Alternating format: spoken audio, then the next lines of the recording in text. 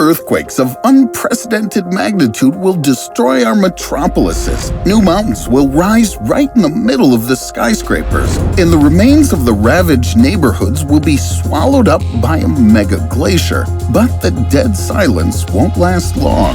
Soon, a comet will appear in the sky and turn the remnants of civilization into lava and ash. Our planet has cycles of catastrophic events that sometimes stretch for millions of years, and therefore, they're very difficult to notice. Each of these cycles could put humankind on the brink of extinction, but if they coincide, we're definitely screwed. One of the most destructive terrestrial cycles lies dormant right under our feet, but it's only a matter of time. In the late 16th century, a Flemish cartographer, Abraham Ortelius, created the first ever world atlas, and as his contemporaries believed, the last one. At that time, it was believed that Earth was only a few thousand years old and that it was and would remain entirely unchanged.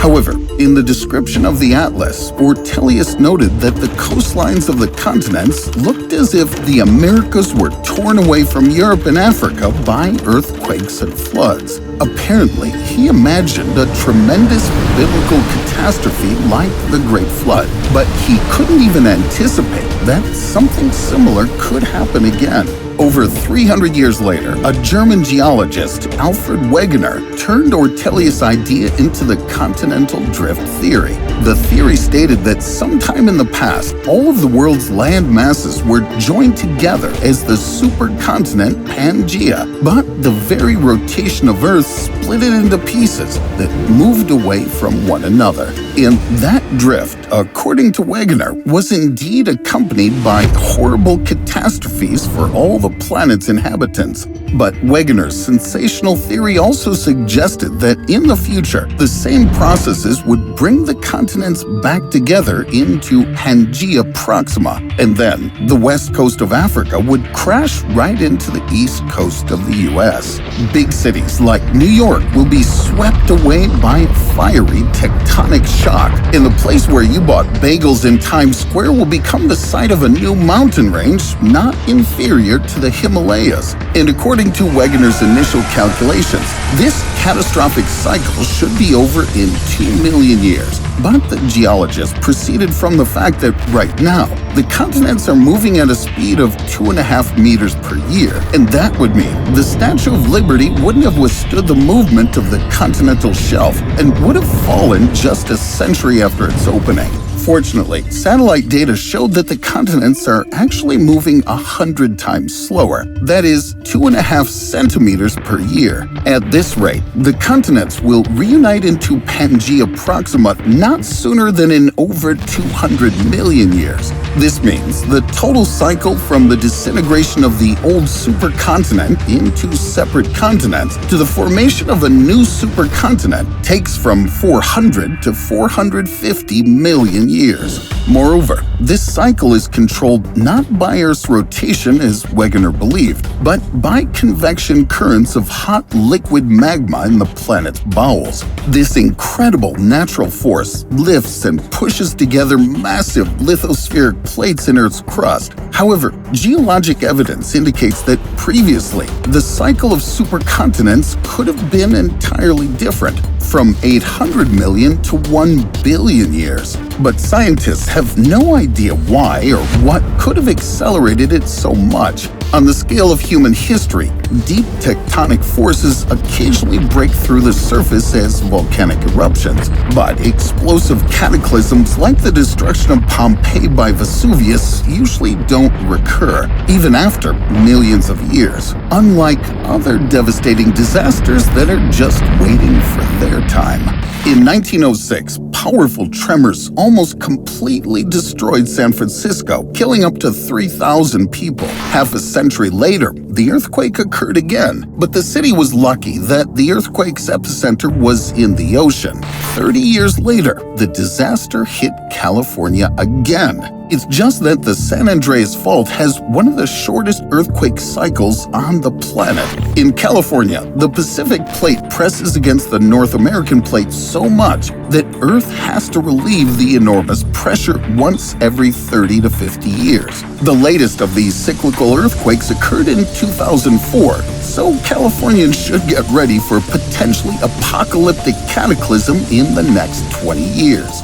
Faults around the world have similar cycles of seismic activity, but we have such a poor understanding of the processes in Earth's interior that we're still unable to accurately predict strong tremors, especially since sometimes earthquakes happen suddenly and don't fit into any cycles. Some scientists suggest that the electromagnetic influence of the sun can sometimes be so tremendous that it seems to charge Earth's mantle from the inside, and the release of charge causes sudden earthquakes, and that's only part of what our luminary can do. The sun has its own mysterious cycle of the apocalypse, and we're still trying to figure it out. In 1826, amateur German astronomer Heinrich Schwab decided by all means to find the mythical planet Vulcan between Mercury and the sun. He had to catch the moment when the celestial body would slip right in front of the solar disk. To avoid confusing it with a sunspot, Schwab began to sketch those spots almost every day, and he persevered for over 15 years. He didn't find the planet Vulcan, but he discovered that the number of sunspots grows and decreases approximately every 10 years. This discovery shocked the Swiss astronomer Rudolf Wolf. He immediately realized that variations in the solar activity must have global consequences for life on Earth. With maniacal persistence, Wolf collected all the observational data for centuries and estimated that solar cycles actually last about 11 years. But in the mid-19th century, neither Wolf nor other scientists could unravel the true significance of the spots. Therefore, they did not expect a catastrophic event exactly one cycle later. On the morning of September 1st, 1859, the British astronomer Richard Carrington pointed his telescope at the sun as usual. But this time, hitherto unseen giant spots appeared before his eyes, and each of those spots was many times larger than the Earth. Suddenly, they spewed an immense mass of bright plasma, just like volcanoes. If our planet was nearby, it would instantly be incinerated. But even despite the enormous distance, by the evening of the same day, terrestrials felt the shockwave from the sun.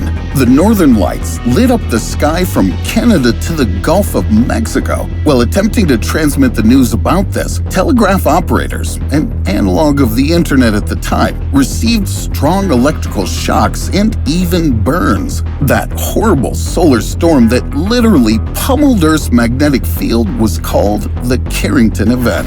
And that was just the beginning.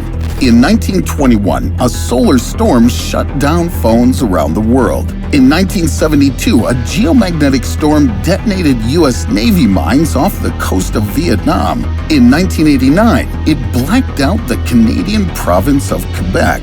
In 2012, the Carrington event in fact got repeated, but Earth miraculously dodged the plasma ejection at the last moment. The next time a hurricane of charged particles reaches its target, our cities will instantly plunge into pitch darkness, while all the planes will fall on our heads from above. And we won't even be able to share those creepy pictures on social media, because all the working gadgets will burn out and the internet will just cease to exist. Humanity will literally be thrown back into the 19th century, and the main question is not whether it'll happen, but when it'll happen.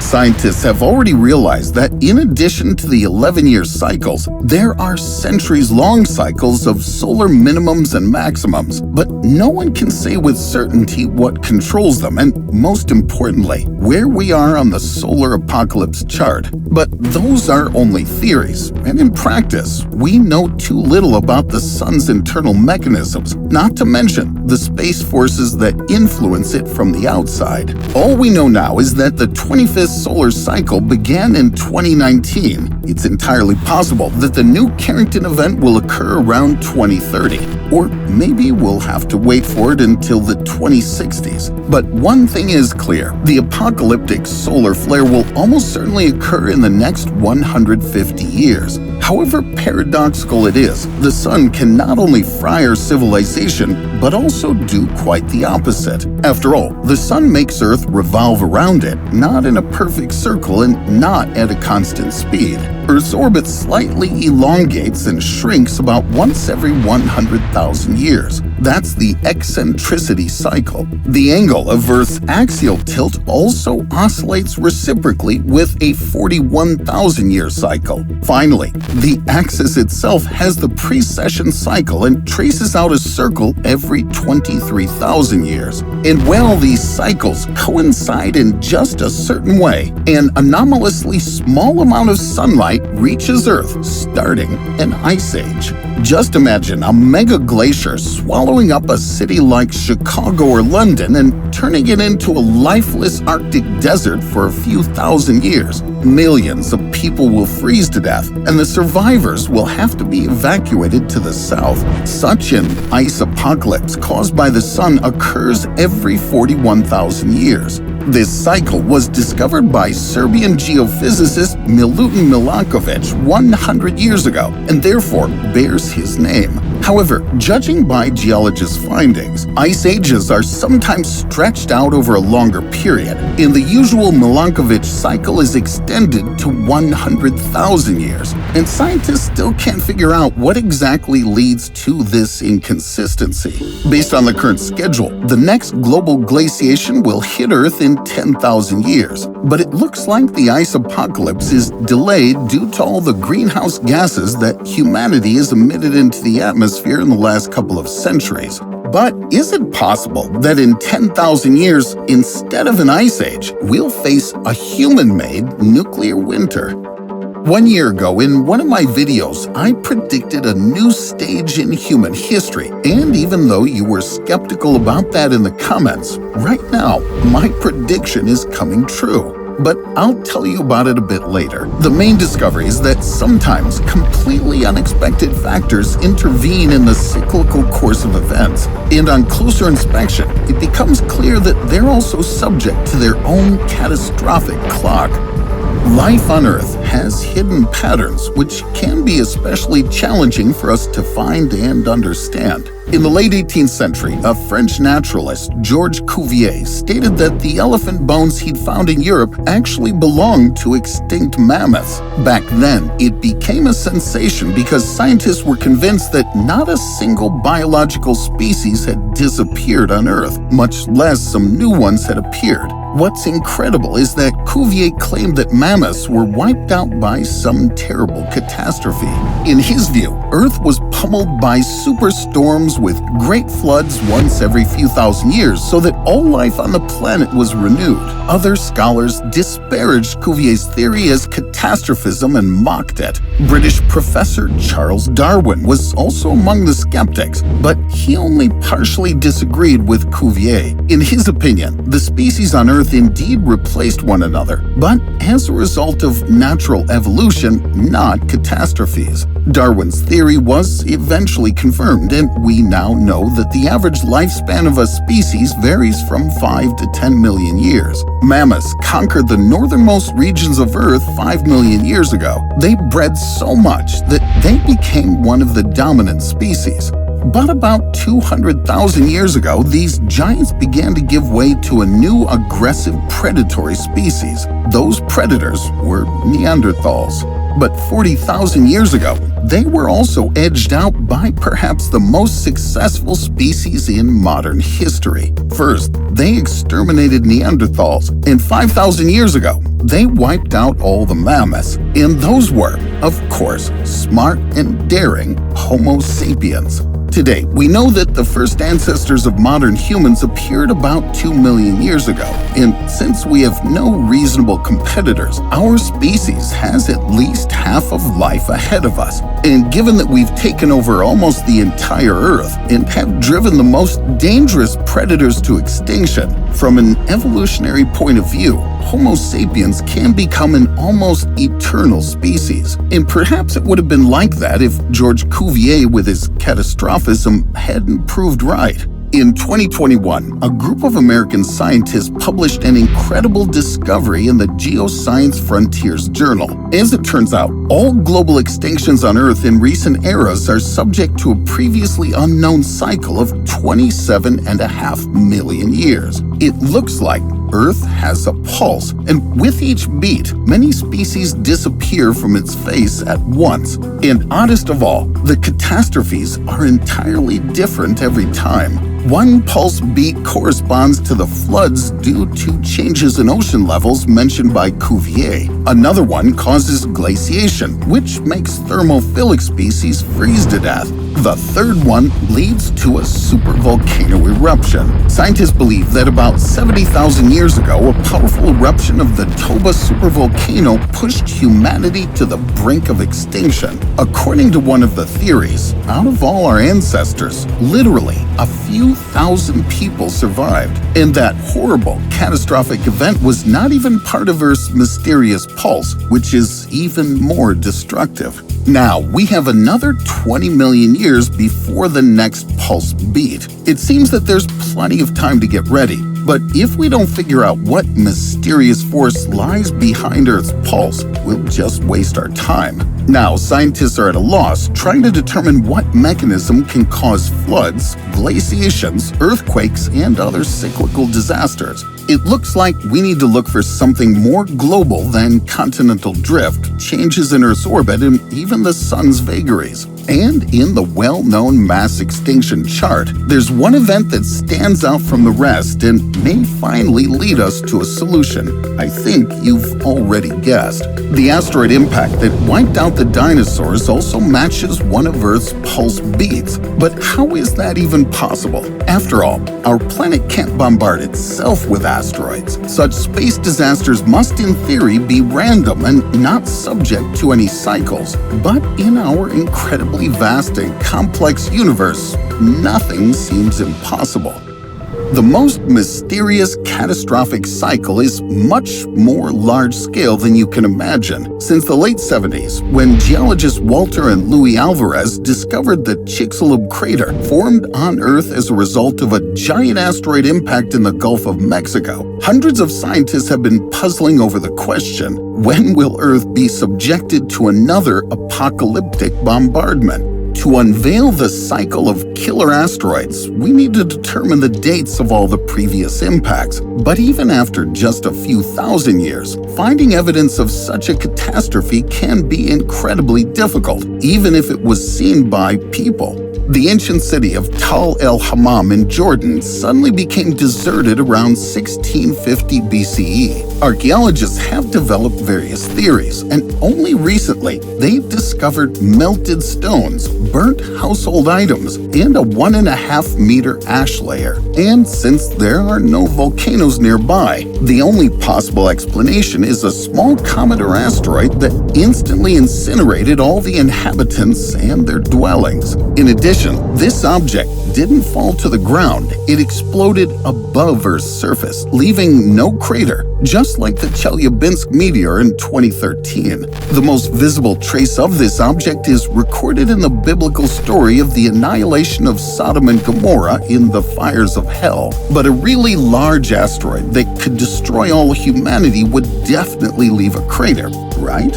Alas, erosion and other natural processes on Earth can perfectly cover the traces of even powerful impacts. After decades of research, scientists can confidently name only a dozen major space disasters over the past 2 billion years. It doesn't look like a cycle. So the best estimate astronomers can make today is one apocalyptic impact every 4 or 40 million years. That is, in practice, it's just impossible to predict the next one. And that's why NASA has spent 20 years and enormous resources to detect all potentially dangerous near-Earth asteroids. As of today, scientists have found more than 90% of all potentially hazardous objects between the Sun and the asteroid belt. And according to this data, we're safe for at least another century, if not a millennium. And we could just leave it at that. But all the objects found by NASA are just a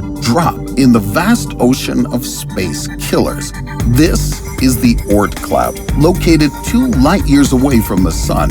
It's a gigantic bubble of comets, almost invisible to us. And one recent discovery points to a mysterious cycle that keeps sending these killers towards Earth. In August 2022, a team of researchers at Curtin University in Australia studied ancient tectonic plates in their country and in North America. And despite the enormous distance between them, the researchers saw the same pattern. Judging by the nature of crystalline deposits, approximately 3.5 billion years ago, a massive comet crashed into the Earth, and the impact was so strong that it punched through the Earth's crust down into the mantle, turning much of the ocean planet into a molten lava world. Scientists calculated that the speed of the killer comet had to reach 60 to 70 kilometers per second, which is 3 times faster than the speed of the dinosaur-killing asteroid. The difference between these objects is like that between a crop duster and a jetliner. Such tremendous speed is clear evidence that the comet came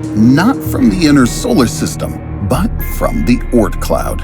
But the strangest thing is that this terrible global catastrophe was far from unique. Having studied all the available geological layers, scientists discovered that similar lava apocalypses, with rare exceptions, occurred at intervals of about 170 to 200 million years. But no long cycle that would send killer comets to Earth so regularly exists in our solar system. However, it exists far beyond it, and this is not fiction. Right now, the solar system, along with all the planets and comets, is rushing through the Milky Way galaxy at a speed of 240 kilometers per second. And it takes us about 225 million years to make a full rotation around its center, with this supermassive black hole tens of thousands of light years away.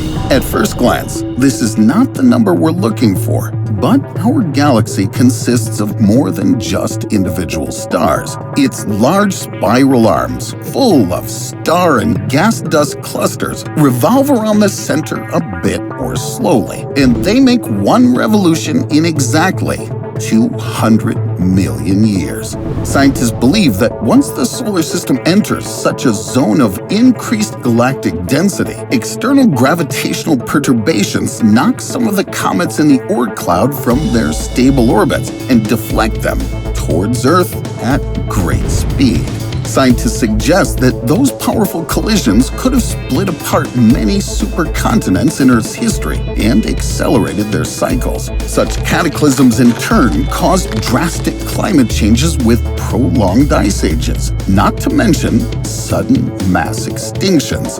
Moreover, the Sun's magnetic field can experience serious overloads when passing through the galaxy's dense regions, and as a result, plasma emissions can become more frequent. So, we seem to have finally found the missing link in Earth's catastrophic cycles. Australian geologists suggest that the last time we passed through the galactic arm was 66 million years ago. Does this mean we have over 130 million years until our encounter with the next killer comet? Unfortunately, the devil is in those exceptions to the comet cycle. Sometimes, the impacts occurred during periods when the solar system was supposed to be far from dangerous, dense areas. I can show you multiple breathtaking and detailed animations of the Milky Way, but in fact, astronomers aren't exactly sure how many arms it has or how they're arranged. We just can't see the half of the galaxy that's lying behind its bright core. In addition, those gravitational perturbations can also cause interstellar dark matter clusters, which are completely invisible to us. So, who knows? Maybe right now a killer comet is heading towards us from the Oort cloud. And if that's true, we'll need the entire world's nuclear arsenal to at least try to deflect it away from Earth, break the most global and deadly cosmic cycle. But that will happen only if humanity manages to tackle the destructive cycles that govern it. In that video posted a year ago, I told you about the Austrian sociologist Arno Tausch, who published an astonishing scientific paper in 2007. He noticed all the major armed conflicts from the late 15th century to present day fit into the ups and downs of the world economy, such as the Great Depression a century ago. It gives the impression that nations have their own internal clocks that signal them to start a war every now and then. The most remarkable thing is that, according to Tausch, after the Second World War, there was a prolonged decline in this cycle, which can only lead to a new peak. And this time, it should be very prominent. In just a couple of months after I expressed this idea in my video, Russia invaded Ukraine. And some experts believe this could be just a prologue to the Third World War. Now, do you believe in the secret cycles that are responsible for cataclysms on Earth? And if we manage to avoid a human-made nuclear winter, which misfortune from the rest of the catastrophic menu do you think we'll be able to repel? And which one will undoubtedly lead to a new global extinction?